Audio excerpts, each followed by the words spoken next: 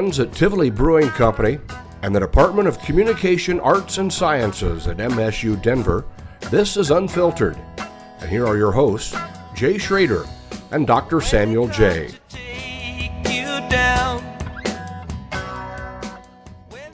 My money, they were so good. That's really what it comes down to. They do make good beer. They right? do, yes, for sure. First and foremost. So, Jay, where are we today? We're at WestFax Brewing Co. I'm very excited. This is the closest I've ever been to Casa Bonita. I was just telling Anthony that. You've never been in? I've never been in Oh, there. man, we should just call the wives.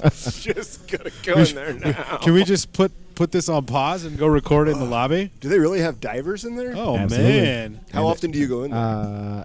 I've only been in 2 or 3 times since we opened. Okay, but And before how many that, before that? Like 3 to 4 times. When friends would come out yeah, from back east, everyone's got to go to Casa Bonita. you gotta do that. And now I have a 3-year-old, and he Oh. likes Casa Bonita. Yeah. So My 4-year-old thinks it's pretty fucking sweet. And can you introduce yourself, Yeah. good sir? Anthony Martuscello. I'm the owner of WestFax Brewing Company. Is that an Italian last name? A little bit. Scottish, yeah, I bet. Cheers. Okay, there we go. It's a good, clean IPA right there. That's what I asked for. It's delicious. How's that Scottish ale? It's very Scottish. It is. It's You actually, feel- it tastes great after the day that I've had. So You need a kilt or something. I have one. I'm sure you do. You just I don't don't have any fit hair. into it for shit. Okay, let's jump into this thing and let's see where the beers take us. Can you start to tell the history of WestFax Brewing Co. for Jay and I and all of our listeners out there? Something tells me it starts on the East Coast. Yeah, I was going to say. Yeah. So I'm originally from Western New York. Okay. I got my Bills shirt on today. Oh, I you saw the do? Bills. We Yeah. just clinched. Did you just buy that? No. Oh, okay. Are you absolutely sure? not. I got a few. Okay. Going back to the 90s. Yeah. So grew up in Hammondsport, New York. So Okay. it's in the Finger Lakes region of Western New York, Oh. central-ish Western.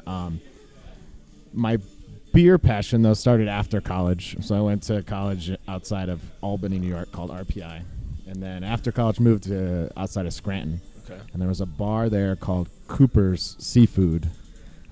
If you watch The Office, they actually have that restaurant bar in the office. Are you Really? serious? Like in Yeah. the opening credits? No, Or- just they filmed go to an an episode or two there. Huh.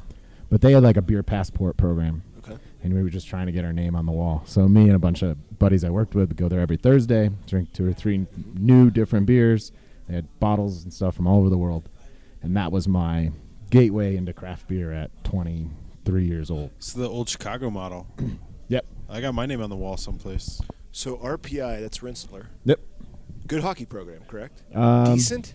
Not when I was there. No, but they are- But they're they went okay like now, in the right? 80s. They won a national championship. Okay, I think. that's what I thought, yeah. A couple buddies out here. They're D1. Yeah. You know Casey in Ireland or Justin Bolt? They both went there for undergrad. Okay. No. Oh, interesting. Digression. No, I just had to ask. I Why assume it's not a very have big we school. talked about Rensselaer before? I just know a lot of guys that went there. A lot of dudes that work at NREL out this way. Okay. Yeah. Okay. Rensselaer puts a lot of people in there, Yeah. so that's why Yeah. I asked. That makes sense. But okay, so that was what was the beer that not only so you wanted to be in the club and on the wall. Was there a particular beer that changed everything, or were you just drinking good beer? I mean, I started with light beers, right? I remember I actually had a beer this summer when I was back in Pennsylvania at my wife's sister's house. Had Sunshine Pilsner from Trogs, right? That's Trogs. And I know I had that back in the day, and I was like, this is really good. I remember that being one of the first beers I got on the passport program. Yeah. And really enjoying it. And then it evolved to, some of the East Coast IPAs that I remember drinking a ton of, from Victory and Dogfish Head and Trogs. Weyerbacher was one that I always really liked what they put out. I think, I guess just in talking to a few folks who started on the East Coast for this podcast, I think in Colorado we forget that East Coast craft beer is actually a thing, right? Like, I mean, it has been for a long time. Yeah, and so but when I was there, so this is over 10 years ago now, or over 9 years ago, there wasn't a lot of small breweries. It was big breweries like Trogs, Victory, Dogfish Head, Southern Tier. The small brewery movement had not started back there at all. It was all production model, not taproom model. So, yeah. Then coming out here, I had friends from college. One was originally from out here. Another one moved out here after school. My then girlfriend, now wife, would come out and visit, and we kind of just fell in love with Colorado and fell in love with the brewery. Even though the brewery scene here still it wasn't what it is today, but just the taproom model that had already kind of started out here, and yes, got a So job. what places were you going to where that model was kind of at the forefront of the business? So I remember on trips out here going to the Great Divide Tap Room downtown and just being, this is awesome. And it was a tiny tap room, but it was so cool to be able to go to the brewery, drink, see all the tanks, go on the tour. Yeah. Right. It just, that's one I remember. Then their GCB. Okay. Right. Yep. That was around way back then. Doing the Coors tour, then going to GCB after. And doing all that. Yeah. And I just remember as a tourist, that was a ton of fun. So do you brew, or were you a brewer? Were you brewing? Yeah. So I started home brewing when I was in Pennsylvania. Okay. And that whole beer passport program kind of catapulted that. And then continued to homebrew out here with a good friend for a long time until opening WestFax. And now I have not homebrewed in over 4 years. So. Do you go back there and make batches for fun? Yeah, so I'm capable. And I've filled in here and there and do things when we need help or additional people in the back, but I'm not by any means the brewer. You're not the brewer? No, that is the first hire. The first hire we made was our brewer. His name's Alex Stansberry.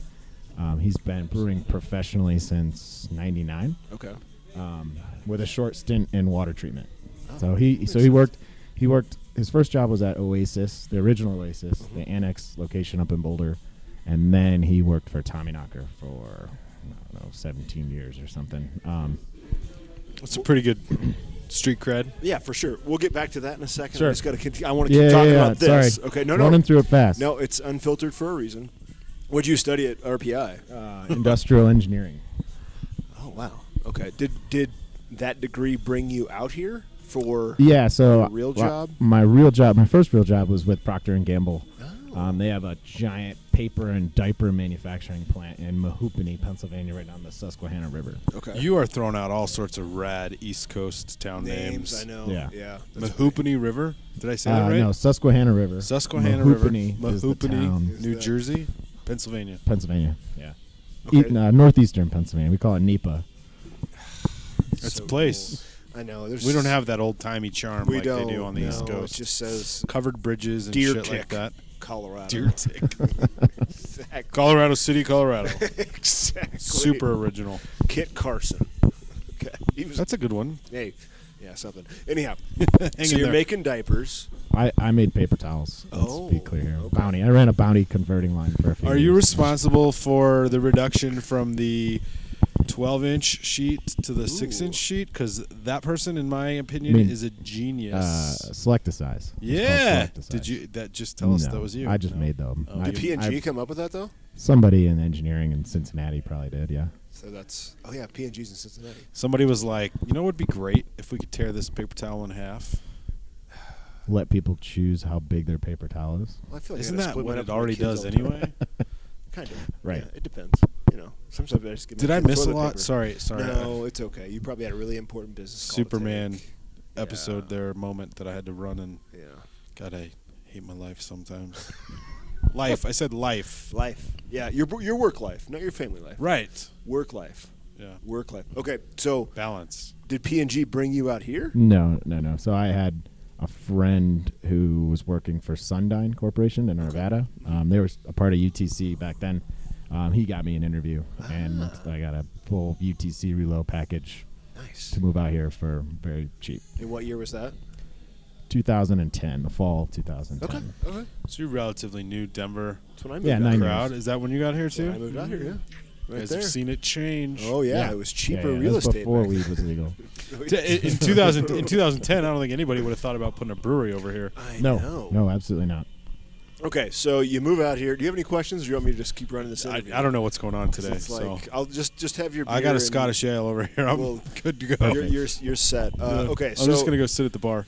so you're working there. You're doing what did that company do? Sorry, I don't Sundyne makes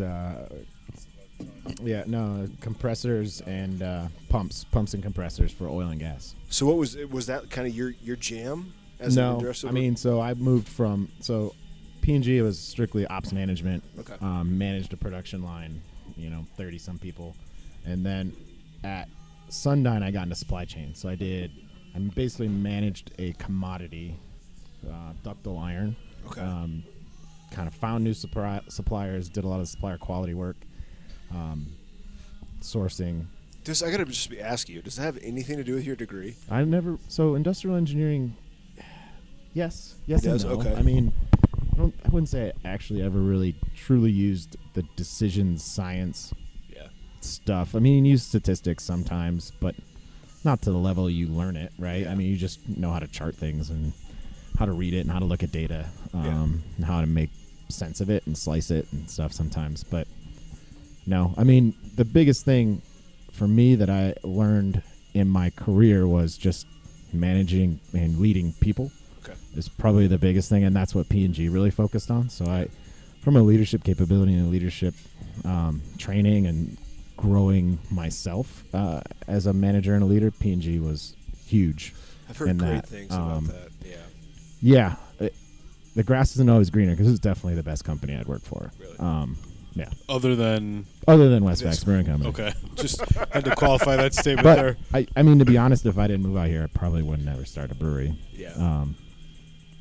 Because the last company I worked for out here was kind of the company to push me over the edge. So, What made P&G so awesome as a company to work for? I mean, with it, looking back, it was when you're there. I mean, they work you.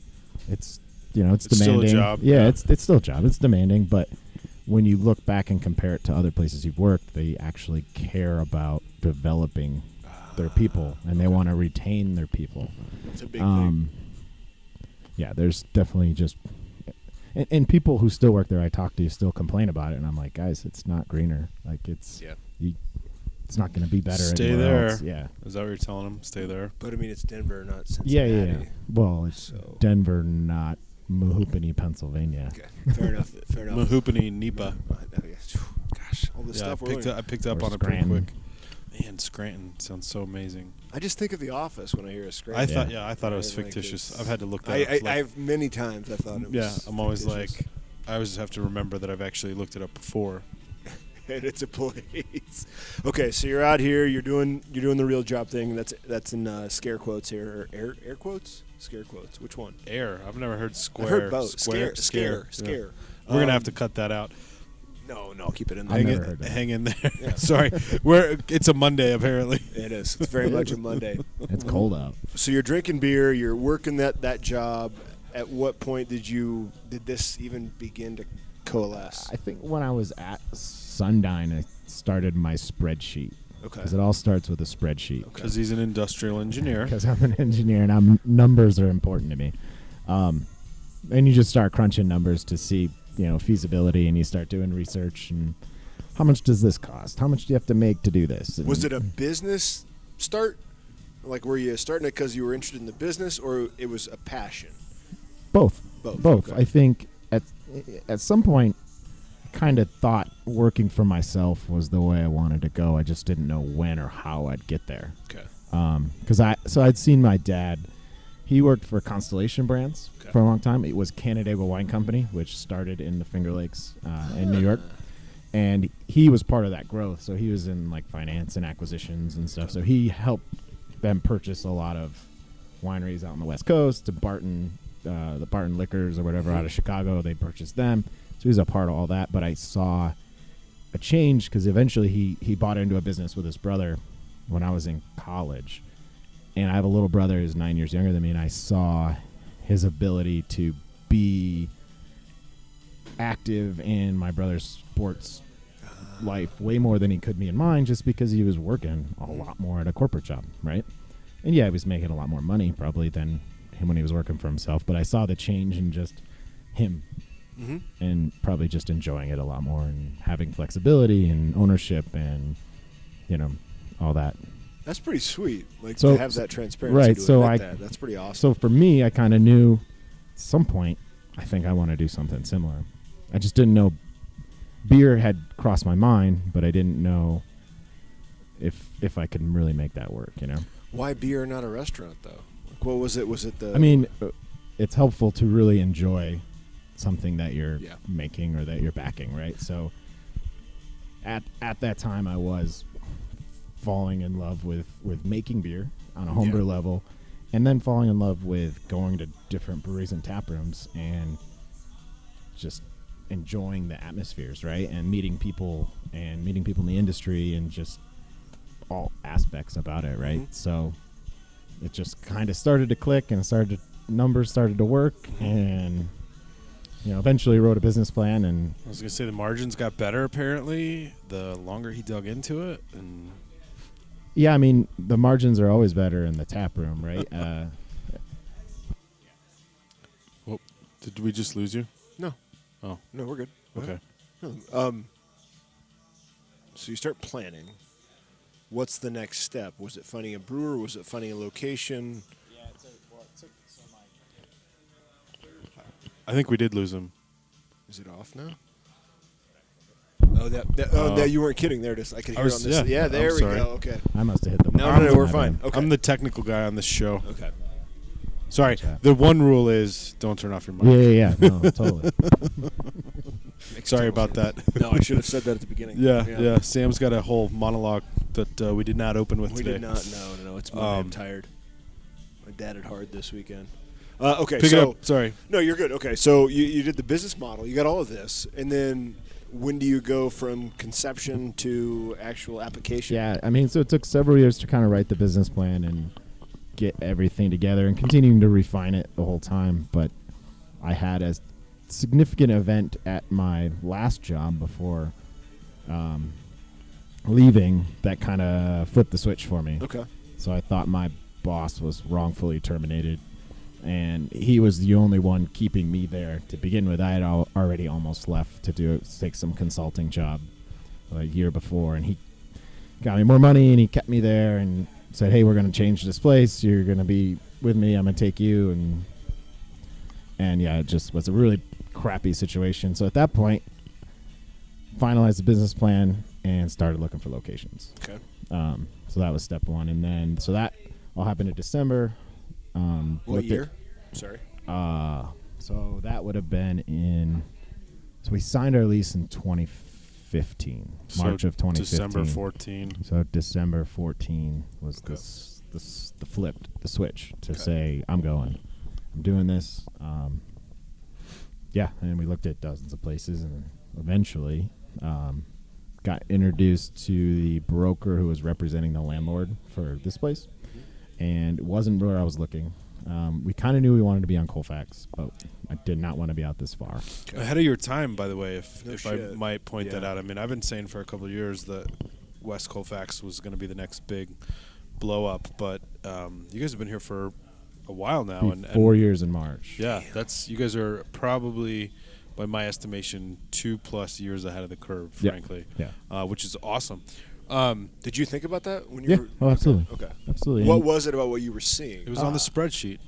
It's all on the spreadsheet. But you're obviously a very smart dude. So, what did you see? Just talking to real estate folks, right? Yeah. And seeing, there's an Alamo being built right there, right? Yeah. There's this, that, and the other thing, and Edgewater's kind of starting to really pop, right? So it was real estate is really what triggers you to see all that. So just not like I'm a real estate expert, but just you look like one. Knowing people who know their shit. Yeah, just is key. Talking and learning and whatever you're trying to understand. Was the city of Lakewood's commitment to this particular space important to you when you were making that decision? Yeah, I mean, I know that Lakewood has bought or taken over a lot of the empty space here in the shopping center and tried to convert it to a cultural hub. And frankly, I mean, the parking lot is full. Yeah.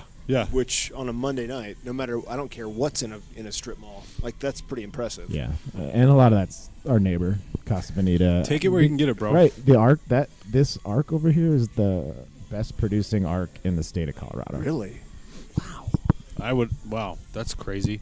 I was a little saddened to see that the Magic Joke Shop that used to be in the corner is gone. Yeah. But other than that, it's an art gallery now. Yeah, that's not nearly as cool. But again, I had seen and heard for quite some time that Lakewood was doing a lot to make this little zone Yeah, so it's not just the city, right? It's Broad Street Realty's our landlord. They own this center. They've been a huge part, and the 40 West Arts District has been a huge driver. And the folks leading that organization are tied in real tight with the city. I met Bill Marino, who runs 40 West, and he's a lot of the other organizations he's on boards for within this part of the city. I met him at Lakewood Country Club with the broker from here before I even had an LOI or anything. Had drinks, and and he was a huge part of getting us here and getting the deal right and making it work for everybody. Where are the drinkers coming from? So are they coming from behind here? Are they coming from that way? Are they commuting? Yeah. Like what? Are they driving past on Colfax every day? Yeah. Right. So our regulars in general are Northeast Lakewood, Edgewater, Lakewood in general. We are continuing to get new regulars and new people that move out this way because it's cheaper than Denver. People can't afford. Are you close to a light rail? Yeah, we're half a mile to the Lamar stop. That west line runs just right along. Yep. What is it, like 12th or 14th or something like that? It's right there. Yep. So that's huge. Rather convenient. Yeah, and if you go down towards the light rail, there's 2 new apartment buildings that are open, and then there's like a massive 300-something unit one they're going to open in about a year, being built. And 1 or 2 off of Wads and 1 or 2 off of Sheridan too. So I mean, there's about 25 to 28 projects, I think, in the pipeline that got in before the 1% growth measure that Lakewood passed. Right. Do you think you would have had the success and been able to last here for 5 years if you would have come at this from a brewer's perspective and not a business perspective? It sounds like you. The spreadsheets, right? They were making a joke, but seriously, there's something to be said for that. For understanding all aspects of running a business, and it's not just making beer. Not to say someone with a brewing background couldn't do it too. Yeah, right? somebody could have figured it out. But I think Sam's point is you were pretty thoughtful, pretty intentional, pretty strategic, which. Not all the breweries, not all the brewers, not all the business owners out there. I went to a lot of tap rooms, talked to a lot of breweries, a lot of brewery owners, a lot of employees, and you get that sense, right? You know who's got their ducks in a row and who doesn't just by spending a little time with them. So, hinging on that comment, what 1 or 2 or maybe even 3 breweries or brewers or business owners during your liquid research period stand out to you as these are the guys doing it right? If I can emulate them, if I can maybe not copycat, but if I can take a page out of their playbook and really be smart and strategic, if anybody, or was it all of them? You were just like, fuck it, they're all doing it wrong. I'm gonna run my own show here. You always have to try to do things to differentiate yourself and be a little different, anyways. But I always thought Station 26 did it right. That's always a great one to point to. And I think Justin there has done a phenomenal job running that show for and taking it to what it is. Justin, if you're listening, by the way, we're still waiting for our invite out for an interview. It's been very busy. Yeah, there's a lot going on at Station 26. For sure. Yeah, they're killing it. So that's one that I think of. I think way back, like Renegade, back in the beginning, before they tried to grow too much, just running their tap room stuff, they were like that. That's one model. They're kind of an OG, frankly, if you think about it. This is going to sound really stupid, but were they always just on Santa Fe and 10th or wherever it is? That was where they've been? That was the original, and then they had no idea. They went to the yard. They had like their it wasn't even full production. It was just fermentation there. Right. They had a spot over by DU too. Yeah, at one point. Yeah, they had it was a bar only. Shit, it was on, but it was University. weird because you couldn't even get beer in there. I never went. I just remember hearing about it, and it was like a partnership. With it was a collaboration with somebody. But every time I went in there, it was like cocktails only or something like that. It was bizarre. Fun. So, let's go back 20 minutes. You hired the brewer. How did you find the brewer? So I found Alex. So I just posted the job on the BA forum and on probrewer.com, and he saw it there. He was actually the last person I interviewed. Really? I was ready to hire somebody else. Okay. And Does he know that? yeah, Okay. I told him that. Okay. And his resume came across my email, and I was like, oh, I probably Can't should not. talk to him. Yeah.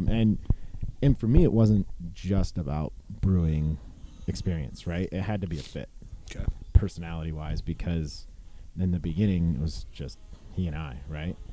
That's a good point. Right? So we still work together a ton. So it's pretty helpful to have personalities that are somewhat similar, and we get along, and we can BS, and we can go out for beers and Yes. not talk about work, and we Yes. just geek out and talk about beer together. You're friends. Yeah, Yeah. absolutely, Yeah. absolutely. So you get him on board, and then how long did it take between the day you signed the lease to when you opened the doors? Yeah, so he started.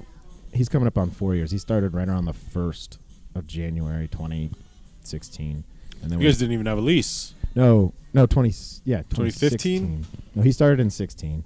We signed a lease in March of 15. Oh, okay. Sorry. He started in the beginning of 16. We opened March 2nd Gotcha. of 16, so about a year. Yeah, we didn't get, and the landlord did all their work, so they had to re-demise everything and Yeah. new HVAC, all that, bathrooms, all that kind of stuff. So we took over the space in about October, and then it took us from October to March to actually open the doors. When you two are talking, considering that you're going out and you're having conversations about beers, are you able to, like, are you on the same page in terms of trends and what you have to brew and how do you got to ride the wave and all that stuff? Or I think battle it we're out? on the same page that following trends is important. Yeah. And I'll use hazy IPAs for example, right? Please do. Use it up. Alex, being 10 years older than me, in the industry since the 90s, essentially, getting him to brew one in the beginning was tough, right? It took me a while. We had a recipe ready, and we did some pilot batches, this, pilot batch that. Because we both agree that now that we think the first New England or hazy IPA brewed whenever by whoever back in Vermont or whatever, right, was probably a mistake. It had to have been, right? This I is mean, most- awesome. I've never heard this theory Yeah, before. it's a fucking mistake. It just had a yeast. I mean, I don't know. Yeah. Maybe Somebody- not. But the thing is, now that they're so popular, places like New Belgium and Washington State University or Colorado State, they're doing research on why they taste the way they do and why all these fruit-forward flavors come out, and not the science behind it is showing why. But they didn't know that in the beginning because somebody's just figuring that out now. Yeah. So I wouldn't be surprised if it was a mistake and someone's like, "Wow, this This so worked. delicious. I don't know why it works, but let's try to do it again." Right? I mean, lots of mistakes end up being really cool and good things. So My wife married me. I was She gonna thought say it, my she, kids. she thought it was a Okay. mistake, but seems to be working out all right. 10 years later, Are you plus 10. I mean, is he worried? Are you worried? Are you what's going to happen in the next 5 years here in Colorado as two people who come at it from different angles? What are you two saying to each other? tap room is really important. Yeah. Yeah. Retail sales is really important. Whatever that mode is, whether it's bottles or cans to go versus pints or both, but staying focused on selling things out of your tap room is that's where it is. You see, like Ballast Point just was sold. Constellation sold Ballast Point to some place out of Chicago, right? New Belgium being sold. Like all these big places are getting more money from somebody else, or like the mass distribution model is not growing.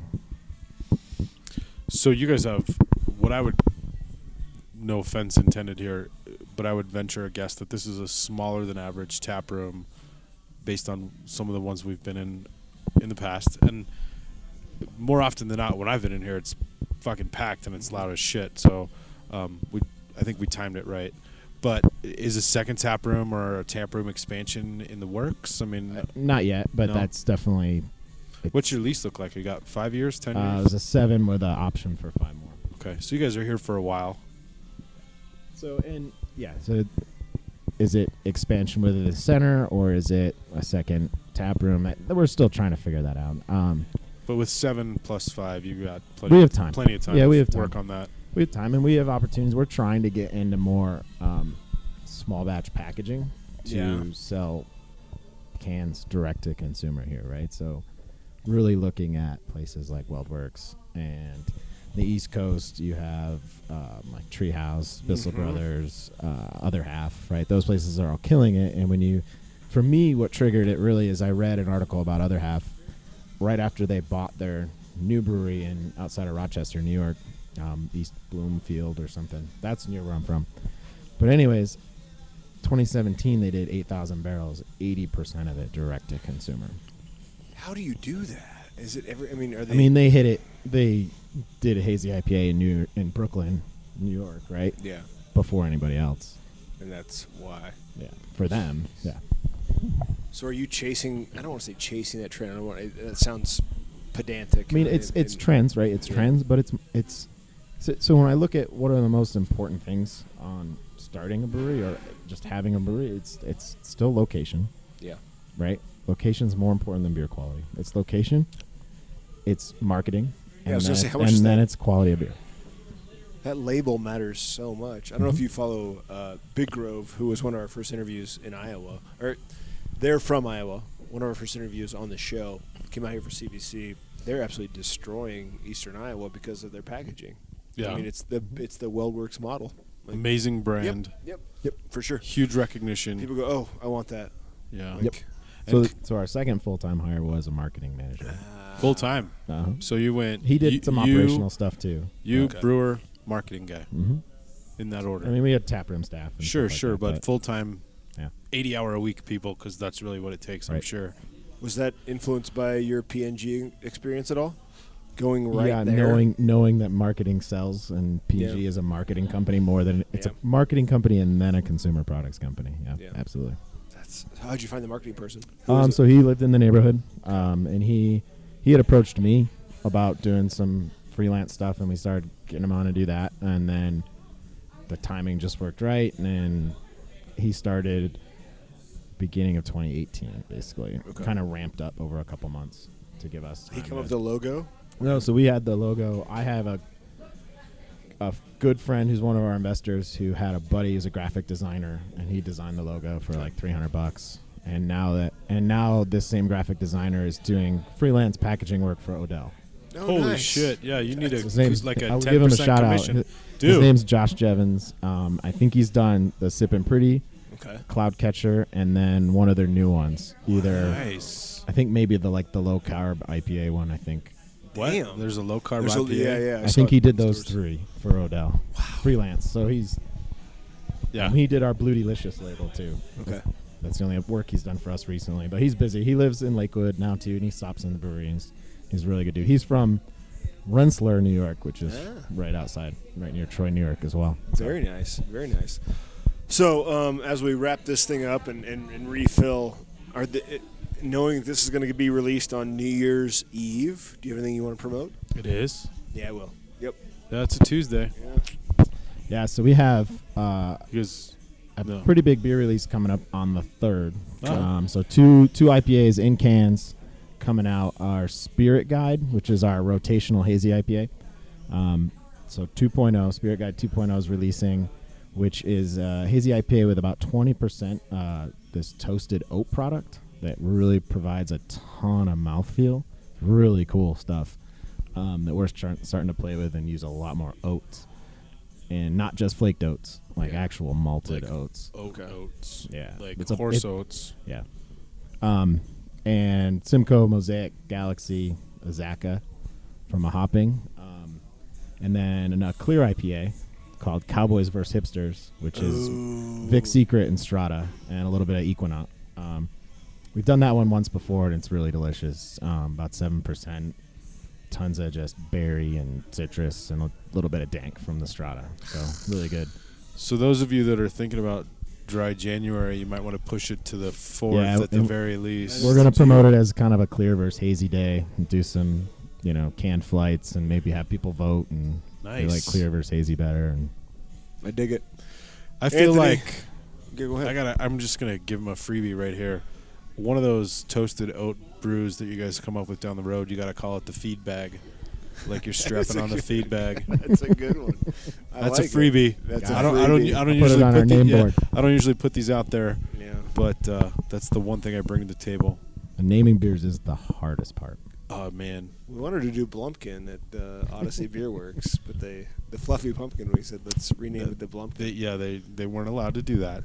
They tried. Dina said no when she figured out what it was, and I threw up in my mouth when I figured out what it was. So I feel like this is a perfect spot to end because Casa Bonita has lit up the Christmas tree. That's not a Christmas tree, dude. That's the fountain. Oh, in the summer, that's the fountain. I've never seen him do that before, but we're here. Anthony, pal, let's refill our beverages, and we much appreciate the interview. Thank you so much. Cheers. All right, guys. Merry Christmas, Happy Thanks New a Year, lot. whenever you listen to this. Happy Dry January, Happy Jay. Dry January, Jay.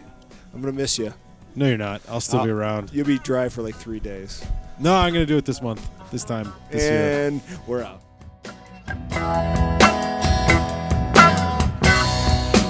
When they come to take